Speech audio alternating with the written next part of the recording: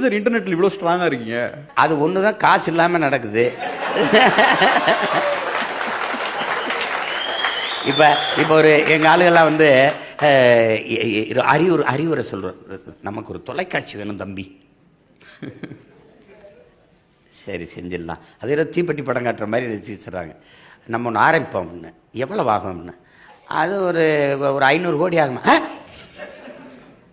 50 கோடி இருந்தால் நாட்டை வென்று முதலமைச்சர் ஆயிடுவேன். எனக்கு எதுக்கு நீ 500 கோடிக்கு தொலைக்காட்சி? நான் தொலைக்காட்சி நடத்தவா, தொலைக்காட்சியில் செய்தியாக இருக்கவா? தொலைக்காட்சி நடத்துகிறது முதலாளிகள் வேலை, அதில் செய்தியாகிறது போராளிகள் வேலை. நான் என் மக்களோட போறான்னா போட்டால் போடுறாங்க, போடலைன்னா போடுறாங்க. அதுதான் நம்ம. நீங்கள் விளம்பரத்துக்கு வேலை செய்ய முடியாது, விருப்பத்துக்கு தான் வேலை செய்ய முடியும்.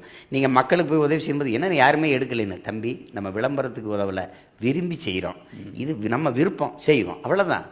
அதனால் போட்டு அதை போய் பேசக்கூடாது. இது வந்து இந்த நீங்கள் சொல்கிற மாதிரி இது இப்போ இதில் இதாக இருக்கிறதுக்கு எங்கள் ஆளு வீட்டில் இருந்தே பண்ணி விட்டுருவான். அது காசு தேவையில்லை. அதனால நாங்கள் பரபரப்பாக இருக்கோம், வேற ஒன்றும் இல்லை. ரொம்ப நன்றி சார், அருமையான ஒரு பேட்டி கொடுத்து நிதானமாக